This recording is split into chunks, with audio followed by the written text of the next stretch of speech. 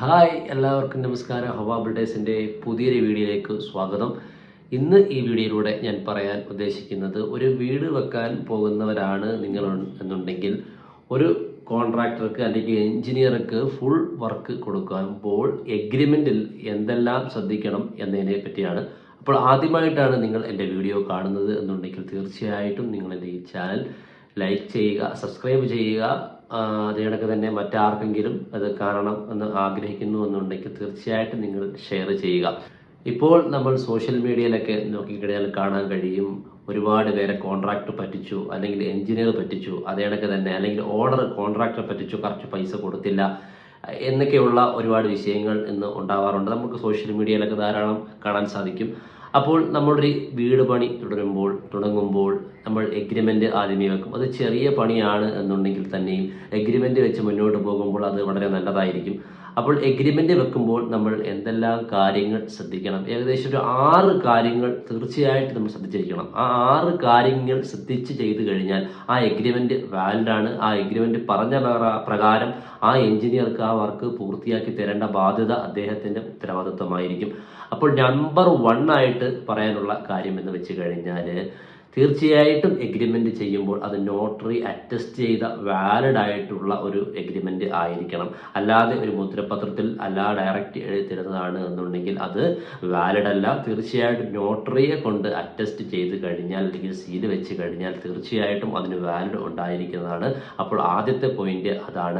രണ്ടാമത്തെ പോയിന്റ് എന്ന് വെച്ച് കഴിഞ്ഞാൽ, തീർച്ചയായിട്ടും അതിനകത്ത് ഡീറ്റെയിൽ ആയിട്ടുള്ള കാര്യങ്ങൾ മുഴുവനായിട്ടും എഴുതിയിരിക്കണം. അതായത് ഏതൊരാൾക്കും വായിച്ചാൽ മനസ്സിലാകുന്ന തരത്തിൽ എഗ്രിമെൻ്റ് കറക്റ്റായിട്ട് എഴുതിയിരിക്കണം. ആ എഴുതിയ എഗ്രിമെൻ്റ് ഓണർ 1, 2, 3 വട്ടം വായിച്ച് മനസ്സിലാക്കിയതിന് ശേഷം മാത്രമേ, എന്തെങ്കിലും ഡൗട്ട് കാര്യങ്ങളുണ്ട് എന്നുണ്ടെങ്കിൽ ആ എഞ്ചിനീയറിനോട് സംസാരിച്ച് ക്ലിയർ ആക്കിയതിന് ശേഷമേ അതിൽ സൈൻ വെക്കാൻ പാടുള്ളൂ.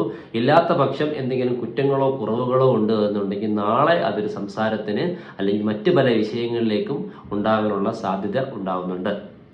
മൂന്നാമത്തെ പോയിന്റ്, തീർച്ചയായിട്ടും എഗ്രിമെന്റിൽ മെറ്റീരിയൽസിന്റെ ബ്രാൻഡ് രേഖപ്പെടുത്തിയിരിക്കണം. ഇപ്പോൾ ഉദാഹരണം ടൈല് കെജേരയാണോ അല്ലെങ്കിൽ റാക്ക് സെറാമിക്കാണോ അങ്ങനെയുള്ള, അല്ലെങ്കിൽ ക്ലോസറ്റ് ഇന്ന ബ്രാൻഡാണ് എന്ന് എഴുതിയിരിക്കണം. അതല്ലെങ്കിൽ നാളെ ഒരു സമയത്ത് ഇതിനൊക്കെ പർച്ചേസിനായിട്ട് ഓണറുമായിട്ട് ഒത്തുപോകുമ്പോൾ അല്ലെങ്കിൽ എഞ്ചിനീയറായിട്ട് പോകുമ്പോൾ അവിടെ ഒരു സംസാര വിഷയം ഉണ്ടാകാനുള്ള സാധ്യതയുണ്ട്. ഇതാണ് മൂന്നാമത്തെ പോയിന്റ്. ഏതെല്ലാം മെറ്റീരിയൽസ് ഒരു വീട്ടിൽ ഉപയോഗിക്കുന്നുണ്ടോ അതിൻ്റെയൊക്കെ ബ്രാൻഡ് ഏതാണെന്ന് വ്യക്തമായിട്ട് എഴുതിയിരിക്കണം. നാലാമത്തെ പോയിന്റ് എന്ന് വെച്ച് കഴിഞ്ഞാൽ, ആ മെറ്റീരിയൽസിൻ്റെ റേറ്റ്, അതായത് ഇത്ര രൂപ മുതൽ ഇത്ര രൂപയ്ക്ക് ഇടയ്ക്കാണ് എന്നുള്ള വ്യക്തമായിട്ട് എഴുതിയിരിക്കണം. കാരണം ഇപ്പോൾ ഈ ഒരു ഉദാഹരണം പറഞ്ഞു കഴിഞ്ഞാൽ, നമ്മൾ ഒരു ബാത്റൂമിൻ്റെ ഫിറ്റിങ്സ് എടുക്കാൻ വേണ്ടി ഷോപ്പിലേക്ക് പോയി കഴിഞ്ഞാൽ അവിടെ 500 രൂപ മുതൽ 15,000, 20,000 രൂപ വരെയുള്ള മെറ്റീരിയൽസ് നമുക്ക് ലഭ്യമാകും. അപ്പോൾ നമ്മൾ എഗ്രിമെൻറ്റിൽ ഇവരെത്ര വെച്ചേക്കുന്നത് നമ്മൾ തീർച്ചയായിട്ടും മനസ്സിലാക്കിയിരിക്കണം. അപ്പോൾ അതനുസരിച്ചിട്ട് നമുക്ക് സാധനം വാങ്ങിക്കാൻ ഓണർക്ക് സാധിക്കും. അതല്ല, എനിക്ക് ഇച്ചിരിയുടെ കൂടിയ ബ്രാൻഡ് വേണം എന്നുണ്ടെങ്കിൽ അപ്പോൾ അവിടെ സംസാരിക്കുകയും അതിൽ നിന്ന് ഇപ്പോൾ 1,500 രൂപയ്ക്ക് നിങ്ങളൊരു ഷവറിൻ്റെ സെറ്റ് എടുക്കുകയാണ്. അപ്പോൾ ആ ഷവർ സെറ്റ് എടുക്കുമ്പോഴത്തേക്ക് അവിടെ കടയിൽ ഒരു 2,500, 3,000 രൂപ ആയിട്ടുണ്ട്. അപ്പോൾ 1,500 രൂപയിൽ നിന്ന് 1,500 രൂപ എഗ്രിമെന്റ് പ്രകാരം കൂടുതലാണ്. അപ്പോൾ കൂടുതൽ തീർച്ചയായിട്ടും ആ എഞ്ചിനീയർക്കോ കോൺട്രാക്ടർക്കോ കൊടുത്തിരിക്കണം. അപ്പോൾ അത് അങ്ങനെ കൊടുക്കണമെന്നുണ്ട് എന്നുണ്ടെങ്കിൽ, അല്ലെങ്കിൽ അത് നമ്മൾ ഇതിൽ രേഖപ്പെടുത്തിയില്ല എന്നുണ്ടെങ്കിൽ ഓണർ പറയും എത്ര രൂപയാണെങ്കിലും എടുത്തു കഴിഞ്ഞാൽ ചെയ്യും. ചിലപ്പം 2,200 അല്ലെങ്കിൽ 1,900 സ്ക്വയർ ഫീറ്റിന് എടുത്ത വീടായിരിക്കാം, പണിയെടുത്തായിരിക്കും. അപ്പോൾ കോൺട്രാക്ടർ അല്ലെങ്കിൽ എഞ്ചിനീയർ ബുദ്ധിമുട്ടാകും. അപ്പോൾ ഒരു സംസാരത്തിന് ഇടവരും. അപ്പോൾ മെറ്റീരിയൽസിന്റെ റേറ്റ് കൃത്യമായിട്ട് അതിന് ഇത്ര രൂപ മുതൽ ഇത്ര രൂപയ്ക്ക് ഇടയ്ക്ക് എടുക്കാൻ പറ്റുന്നത് എന്നുള്ള രേഖപ്പെടുത്തി വെച്ചിരിക്കണം.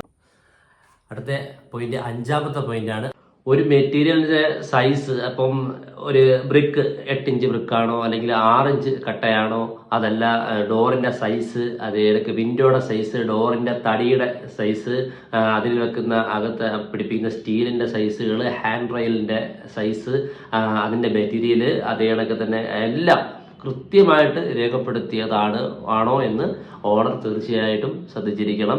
ഏറ്റവും അവസാനത്തെ പോയിന്റ് എന്ന് വെച്ച് കഴിഞ്ഞാൽ, ഒരു വീട് പണിയുടെ ഘട്ടത്തിൽ അല്ലെങ്കിൽ എന്തെല്ലാം കാര്യങ്ങൾ, ഇപ്പോൾ താക്കോല് കൊടുക്കുന്ന വർക്കാണ്, അപ്പോൾ താക്കോല് കൊടുക്കുമ്പോൾ അതിൽ എന്തെല്ലാം ഉൾപ്പെടും എന്നുള്ള കാര്യങ്ങൾ ശ്രദ്ധിച്ചിരിക്കണം. അതിനെപ്പറ്റിയുള്ള ഒരു വീഡിയോ നമുക്ക് എന്തെല്ലാം കാര്യങ്ങൾ ഉൾക്കൊള്ളും എന്നതിനെപ്പറ്റി ഒരു വീഡിയോ നമുക്ക് അടുത്തായിട്ട് ചെയ്യാം.